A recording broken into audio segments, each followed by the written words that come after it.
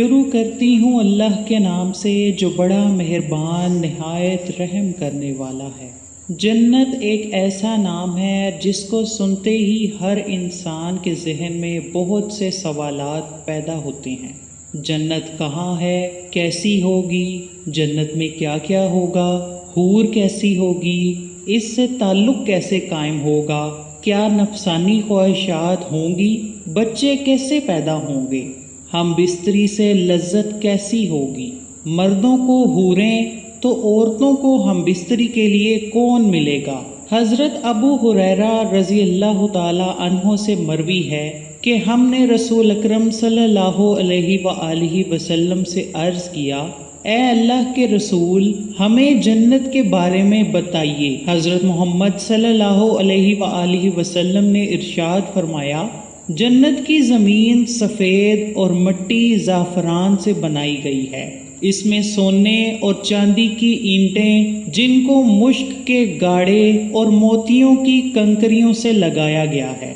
حدیث پاک میں حضرت محمد کا فرمان ہے کہ جنت میں سب سے کم تر جنتی کو 80,000 نوکر اور 72 حوروں سے نوازا جائے گا۔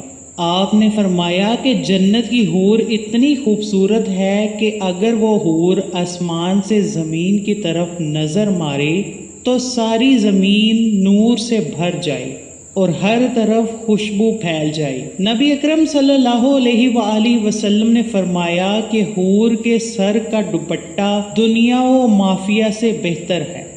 رسول اللہ نے فرمایا کہ جنت کی حوروں کی پنڈیاں ایسی ہوں گی جن کا گوشت اندر تک نظر آئے گا۔ حضرت انس سے مروی ہے کہ رسول اللہ نے فرمایا کہ جبرائیل نے مجھے بتایا کہ جب جنتی آدمی حور کے پاس جائے گا تو حور اس کا استقبال کرے گی۔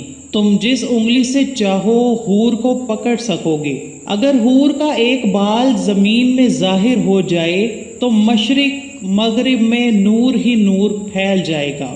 جنتی آدمی جنت میں ایسے بستر پر بیٹھا ہوگا تو اس کے سر پر ایک نور ظاہر ہوگا۔ اس کے ذہن میں یہ بات آئے گی کہ اللہ تعالیٰ اپنی مخلوق پر نظر کرم فرما رہا ہے۔ جب وہ اس نور کی طرف نظر مارے گا تو وہ ایک حور ہوگی۔ وہ اس جنتی سے کہہ رہی ہوگی، اے اللہ کے بندے، کیا تمہارے پاس ہمارے لیے وقت نہیں ہے؟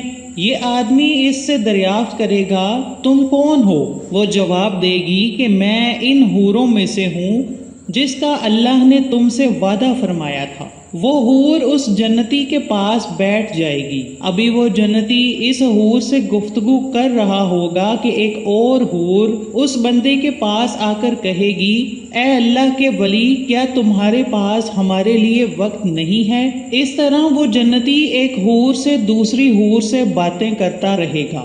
حضرت سیدنا عباس رضی اللہ تعالی عنہ سے مروی ہے کہ اگر جنتی حور اپنے ہاتھ کا کچھ حصہ زمین اور آسمان کے درمیان ظاہر کر دے تو زمین والے اس کے حسن سے آپس میں ہی فتنے میں پڑ جائیں گے۔ اگر وہ اپنا دوپٹہ زمین پر ظاہر کر دے تو زمین اس کے آگے جھک جائے گی۔ اگر وہ اپنا چہرہ ظاہر کر دے تو زمین اور آسمان کی ہر چیز ظاہر ہو جائے۔ اس کے بعد فرمایا کہ اگر جنت کی کوئی خاتون اپنا تھوک سمندر میں ڈال دے تو سارے سمندر شہد سے بھی زیادہ میٹھے ہو جائیں گے۔ یہاں سوال یہ پیدا ہوتا ہے کہ مردوں کو جنت میں حوریں عطا کی جائیں گی تو پھر جو عورتیں جنت میں جائیں گی ان کو کیا ملے گا؟ عورتوں کے لیے یہ ہے کہ جب وہ جنت میں جائیں گی تو وہ اپنے نیک شوہر کے ساتھ رہیں گی۔ وہ عورتیں اپنے شوہر کو ملنے والی جنت کی سب حوروں کی سردار ہوں گی۔ اللہ تعالیٰ اس عورت کو تمام حوروں سے خوبصورت بنا دے گا۔ یہ دونوں میاں بیوی ایک دوسرے کے ساتھ بہت زیادہ پیار کریں گے۔ یہ دونوں میاں بیوی جنت میں رہیں گے۔ جو عورت کنواری فوت ہو جائے گی اس کو جنت میں اختیار دیا جائے گا کہ وہ جنت میں جس مرد کے ساتھ چاہے گی اس کا نکاح اس مرد کے ساتھ کر دیا جائے گا۔ ایک عورت نے حضرت محمد صلی اللہ علیہ وآلہ وسلم سے دریافت کیا، جب کسی عورت کا شوہر فوت ہو جاتا ہے ہم اس کے بعد دوسرے سے نکاح کر لیتی ہیں، ان میں سے جنت میں اس عورت کا شوہر کون ہوگا؟ حضرت محمد صلی اللہ علیہ وآلہ وسلم نے فرمایا، عورت جس مرد کے ساتھ چاہے گی جنت میں رہ سکے گی، یعنی ان دونوں میں سے جس کے ساتھ چاہے گی وہ رہ سکتی ہے۔ ام سلمہ رضی اللہ تعالی عنہا حضرت محمد سے عرض کرنے لگی، یا رسول اللہ، مجھے یہ بتائیں کہ جنت کی حور بہتر ہے یا دنیا کی نیک عورت بہتر ہے؟ آپ صلی اللہ علیہ وآلہ وسلم نے فرمایا کہ دنیا والی عورت کو جنت والی عورت پر فضیلت حاصل ہوگی، جو باہر والے کپڑے کو اندر والے کپڑے پر حاصل ہوتی ہے۔ ایک بار ایک یہودی اللہ تعالیٰ کے نبی کی بارگاہ میں حاضر ہو کر کہنے لگا، یا رسول اللہ، جنت میں لوگ کھائیں پیئیں گے؟ حضرت محمد نے فرمایا کہ جنت میں آدمی کو 100 آدمیوں کے برابر کھانا پیش کیا جائے گا، اس کو 100 مردوں کے برابر ہم بستری کی طاقت عطا کی جائے گی۔ یہودی نے کہا کہ جب کوئی مرد یا عورت جنت میں کھائیں پیئیں گے تو اس کو جنت میں قضائے حاجت کی ضرورت تو پیش آئے گی۔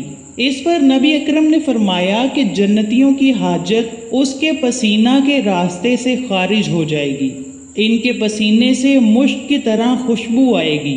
جنت میں انسان جو کچھ چاہے گا اس کو وہ عطا کیا جائے گا۔ ایک روایت میں ہے کہ مرد اپنا ہاتھ اس عورت کی کمر پر رکھے گا تو سامنے کی طرف سے، سینہ کی طرف سے کپڑے اور گوشت کے اندر سے اپنا ہاتھ دیکھ لے گا۔ مزے کی بات یہ ہے کہ مرد جب بھی حور سے صحبت کرنے جائے گا تو اسے ہر بار کنواری ہی پائے گا، لیکن اس ہم بستری سے کسی کو کوئی تکلیف نہ ہوگی اور نہ کوئی رطوبت اور خون کا اخراج ہوگا۔ مرد اپنی حور کے جسم کو ویسا ہی پائے گا جیسا وہ چاہے گا۔ امام احمد نے حدیث حضرت ابو رزین عقیلی رضی اللہ تعالی عنہ سے روایت کی ہے کہ حضور صلی اللہ علیہ وآلہ وسلم نے فرمایا، نیک مرد اور نیک عورتیں جنت میں ایسے ہی لذت پائیں گے جیسے تم دنیا میں لذت پاتے ہو۔ اگر کوئی مومن جنت میں یہ خواہش کرے گا کہ اس کی اولاد پیدا ہو تو اللہ پاک اس کی یہ خواہش بھی پوری فرما دے گا، کیونکہ جنت میں جنتی کی کوئی بھی ایسی خواہش نہ ہوگی جسے پورا نہ کیا جائے۔ اس بارے میں ایک اور حدیث پیش کی جاتی ہے۔ حضرت ابو سعید خدری رضی اللہ تعالی عنہ سے روایت ہے کہ رسول اللہ نے فرمایا، مومن جنت میں جب اولاد چاہے گا تو حمل، زچگی اور پرورش اسی وقت ہو جائے گی جیسے وہ چاہے گا۔ اب حمل کا ٹھہرنا، مدت مکمل ہونا اور اس کے بعد 33 سالہ جوان ایک ہی لمحے میں ہو جانا اس حدیث میں ثابت ہے۔ اور قابل ذکر بات یہ ہے کہ حدیث میں لفظ استعمال ہوا ہے کہ جیسے وہ چاہے گا، مطلب یہ کہ لڑکا اور لڑکی جو جنتی چاہے گا وہی پیدا ہوگا۔ حدیث سے یہ بھی ثابت ہوتا ہے کہ جنت کی اولاد دنیاوی اولاد کی طرح نہ ہوگی، بلکہ یہ سارا مرحلہ ایک ہی لمحے میں مکمل ہو جائے گا۔ اور چونکہ جنت میں چھوٹے بچے نہ ہوں گے، اس لیے بچہ پیدا ہوتے ہی 33 سال کا کڑیل جوان